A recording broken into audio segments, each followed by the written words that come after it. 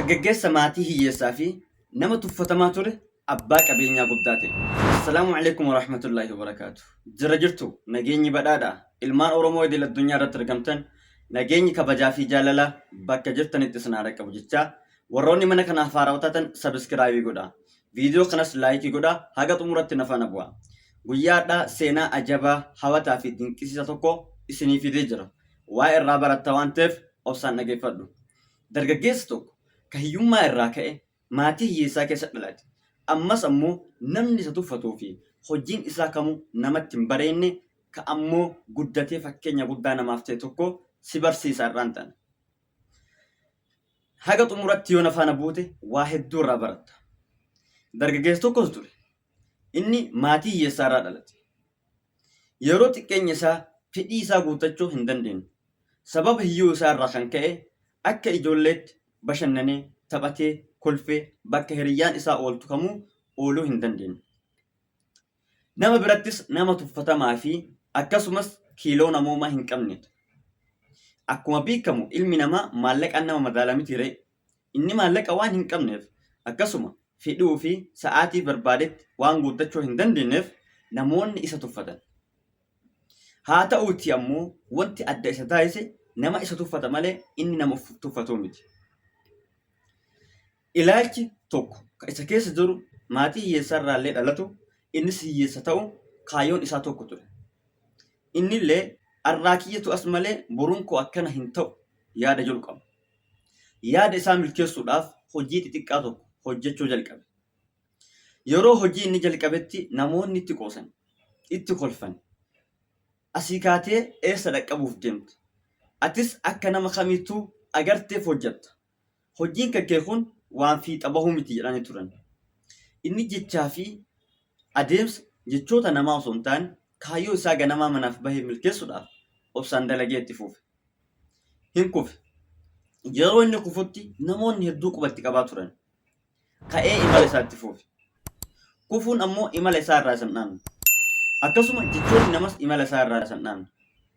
Erga itti fufee booda ifaajii yeroo dheertuu booda galma isaa dhaqqabuuf deema.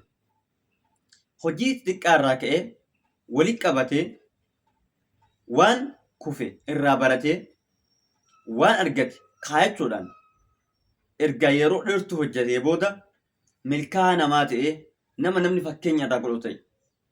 Dargaggeessi kun kaleessa maatii hiyyeessaa irraa dhalate. Maatii hiyyeessaa irraa dhalatu qofa osoo hin taane namnis isa tuffatu ture. Inni ammoo tuffii ilaalcha isaatiif hin qabu waan ta'eef kaayyoo isaa milkaasuuf tattaafataa ture. Akkasumas obsee kufee kufiitii isaa irraallee baratee imala isaatti fufee kaayyoo isaa milkeessa. Warroonni kaleessa itti kolfan, warroonni kalee hin dandeettu jedhaniin dinqisiifachuu jalqaban. Warroonni hojiin kankee hojii hin taane jedhaniin hojii isaa faarsuu jalqaban. Warroonni kaleessa ati bakka hin geettu jedhaniin bakka inni ga'e arganii itti hawwuu eegalan. Asirraa wanti nu barannu tokko yoo jiraate. Namni maatii hiyyeessaa irraa dhalatuun hiyyeessa ta'e akka jiraatu san taasisu.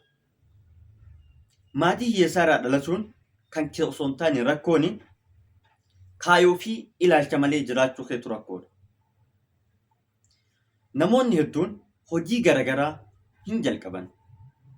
Hojii bizinesaa hin eegalle. Akkasuma hojii miidiyaa hin eegalle. Hojii barnoota ni eegalle. Garuu galmaan hin geenye. Sababbiin isaa maalidha? Adeemsi jireenyaa bu'aa bahii hedduu qaba. Bu'aa bahii jireenyaa kana keessa tokko kufaatiin isa jalqabaadha. Jireenya keessatti namni adeemsarra jiru kufuun isaa beekamaa.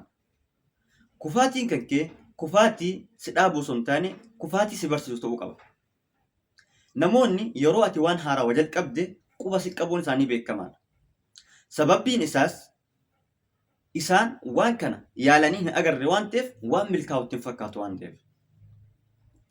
Yeroo namoonni quba si qaban ati jechoota isaanii dhageeffachuuf kaayyoo kan kee irraa dhaabbata sanaan karaa taftaa beeki. Akkasuma kufaatii si mudateef jecha imala kan kee gara fuulduraa hin dhaabde taanaani bakka yaadde gahuu dhaqqabuu hin dandeettu. Galma kan kee baatee dhaqqabuudhaaf hojii hojjechuun bu'uura jalqabaati malee madda milkaa'inaati miti. Hojii hojjechuun cinatti hojii kan kee itti fuufisan dalaguun dirqama keessaa isa jalqabaati. Hojii kan kee keessatti kufaatii si mudate irraa barachuun waan sirraa eegamudha. Arraan tana yoo kufte kufeera naaf milkaa'u jettee dhaabbate taanaan ati bakkumarra dhaabbattetti hafta. Irra deddeebitee yaalta taanaan ammoo siif milkaa'aa jechuudha. Fakkeenya tokko yoo isinii kaase abbaan qabeenyaa addunyaa kanaa Elon Musk yeroo rokkeettii gara samiitti ergu rokkeettiin isaa bu'uun gubachaa ture. Yaalee irra deddeebiin yaalii inni geggeessu irra deddeebiin harkaa badaa ture. Namoonni hedduu isa qeeqaa wanti kun waan milkaa'u miti isaan jechaanii turan. Garuu inni itti cichee obsee hojjete. Milkaa'ee irraan tana nama rokkeettii akkasuma roobootiif ilma namaa gara hawaatti ergu ta'eetiin jiru. Yeroo ammaa qabeenya dubbatan waa'ee isaa dubbatan. Arraan tana seenaa Elon Musk dubbachuu kiyyaa miti. Seenaa Elon Musk yoo fitan bal'inaan ka'umsa iddoo dhaloota isaa irraa kaasee haga seenaa jireenya isaa ammaatitti isin fiduu danda'a. Fakkeenya nama maqaa isaa isin beektanii fi waa'ee isaa isin dhageettanii isin himuu kooti. Namoonni jalqaba kan kee irratti akka ati kuftuuf sababa sii ta'u. Namoonni yeroo an hojii tokko eegale na haa faarsanii jettee namarra eedda taanaan hojii kiyyas namni naa deeggara taanaan dogongorteetta. Sababbiin isaa hojiin ati hojjetaattu haga bu'aa bira ga'utti namatti hin bareedu waan ta'eef. Guyyaa hojiin ati hojjette bu'aa bira gaheetiin jedhe namoonni hunduu si jaalatu hojii keetis hin dinqisiifatu.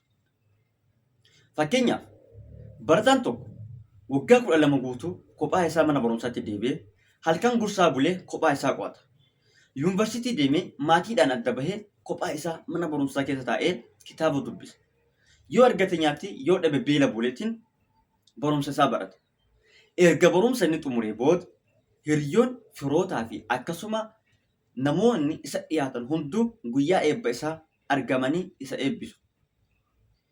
Gammachuu isaa waliin qoodamanii akka inni jajjabaatu isa taasisu. Ati nama jabaadha jedhanii isa faarsu. Kaleessa yeroo inni mana barumsaa sadarkaa elementarii, haayaskuulii, yuunivarsiitii fi akkasuma kolleejjiilee garaagaraatti kophaa isaa dararamaa waan saamunaan bituu dhabee rakkataa ture namni quba san qabu. Guyyaa inni milkaa'ee eebbaaf dhaqqabe ammoo namni takka lafatti nafu. Kun amala jireenyaati. Kana qofaa miti. Namni intala takka qanii jaalate. Isii jaalachuuf barbaadee erga jaalatee bu'aa bahii keessa darbee isii dubbifachuudhaaf ifaajee nama itti ergatee waan godhamu kamuu godheetiin gara bultii isaa fidata. Erga gara bultii isaa fidee booda ammoo maaltu isa eeggata? Qanii san cidha aruuza isaa irratti namoonni hedduu wal gahanii zirgii isaa qopheessanii gammachuu isaa irraa qoodatanii gara bultiitti isa seensisan. Namoonni jalqaba kan kee osoo hin taane milkaa'ina kan kee irratti kasabina argamu. Kanaaf namoonni jalqaba irraa na hin deeggaran jettee abdii hin murin. Guyyaan namoonni si deeggaran guyyaa ati abjuu kan kee dhugoomsite. Abjuu kan kee dhugoomsuun ammoo sima qofa ilaallatti. Kanaaf seenaa kanarraa yoo barattaniif seenaan kun yoo isinitti tole mana kana sabiskiraayib gochuu hin dagatinaa. Viidiyoolee laayikii tuqa. Ammas seenaa biraa kan isiniif hojjedhu yoo barbaaddan na beeksisaa. Seenaa isin feetan kam irrattuu isiniif hojjechuuf qophiidha. Hamzaa Miidiyaan seenaa dhugaa akkasuma barsiisaa kan isin irraa argatta waan ta'eef jajjabeessaa. Nagahaan naa turaa isiniin jedha. Assalaamu alaikum wa rahmatullaahi wa barakaatu.